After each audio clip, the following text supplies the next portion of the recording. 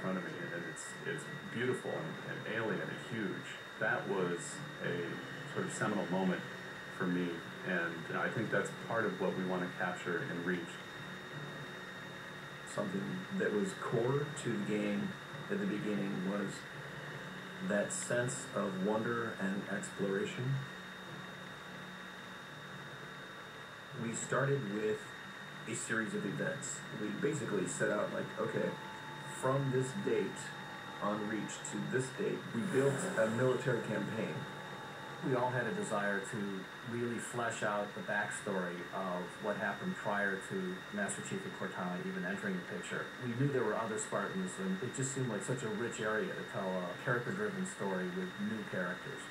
We wanted this team to feel like a Delta Force type team that are usually a smaller number. Why are we not seeing explosives, wasn't it? This particular team, Noble Team, they've survived by staying together.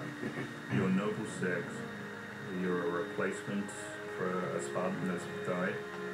You're experiencing this story, boots in the mud. We looked at the story of REACH, and it was obviously a more intimate, character-driven story. We really needed the attention to real-world detail, trying to make these characters' faces really feel like believable. We started everything over from scratch, came up with a whole new rig for how we animate faces and also how we approach like texturing them, modeling them, everything, and just put a lot more time. Difference about a couple million polygons. We absolutely want REACH to tell a human story, and that's going to require us to invest significantly into higher fidelity models, much more open environments, larger numbers of AI than ever before in a Halo game.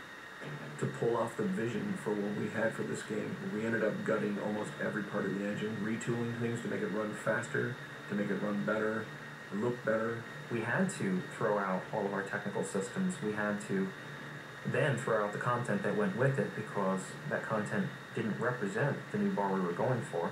Got me back on our way. Don't even come on and tell me been on Earth half my life. Let's shoot it. We've got a great team, guys, and they can take motion capture and make the poses way more dynamic, way more expressive. Those changes bring out the life. They bring out the style of our characters. We had probably 4 times the amount of polygons to play with this time around, which gave us a lot more freedom and creativity in what we wanted to achieve. When you look at total engineers that are actually putting code that are actually affecting this game, I mean, it's massive. I mean, 30+ guys. It's crazy. When you shoot a rock face, you'll see sparks, rock chips, dust. And in Halo 3, we had a maximum of 100 colliding particles. In Halo REACH, we have thousands. We've got much more customizable Spartans than we've ever had in the past. The number of polygons we can draw at one time has skyrocketed. It's changed the way we build things up close as well as out far. This is where Noble Team arrives. You're going to work your way down, all the way down these terraces. Big open environments, epic skyboxes. These are things that are quintessential to Halo. Like, we're building a planet that exists 500 years from now. We want to build spaces that you want to explore. We want to put twice as many characters, vehicles, and weapons into that environment. That's going to require massive improvements to the way we handle our artificial intelligence in the game. We now can put so many AI in an encounter that you can put 4 Spartans, the player, 8 Marines against 30-ish Covenant, and that's an actual serious challenge. Bringing the elites back was something that was really a true joy for us because they're such an awesome character to fight. What if the Spartans and the soldiers don't actually understand what the aliens are saying? What's that going to feel like? What if we can get back to having the aliens feel really alien and threatening? These people and this planet and this story deserve something new and different. Just a different underlying sense of tragedy, heroism, rebuilding everything from the ground up. You have to walk this very fine balance. We want to add new things, but we don't want to rough up anybody's baby.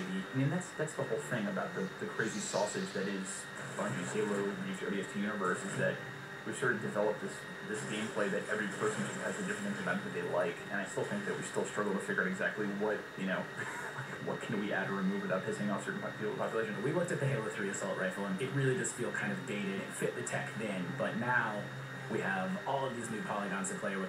We went to a lot of trouble to sort of ground the weapons and the vehicles more in this sort of more real, more gritty world.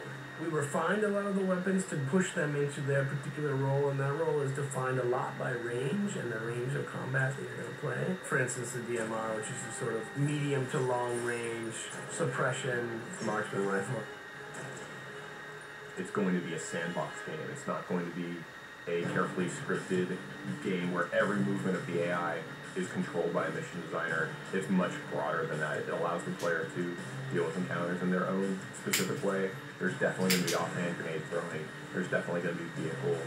There's definitely going to be a large number of weapons that are incredibly powerful, incredibly accurate, to allow the player to feel like a badass. Now, if you nail it in the back of the head, like you really need it, you're holding down the little button, and you will launch into this more elaborate animation sequence. It's going to be a very different campaign experience for people overall. We're doing stuff in the campaign that people absolutely won't expect from a Halo game. Bigger battles. Brand new cast of characters. An incredibly ambitious game. Every neuron in my head is firing with just reach, reach, reach. We knew from the beginning what the end was going to be. This is the definitive Halo made by the people who created Halo.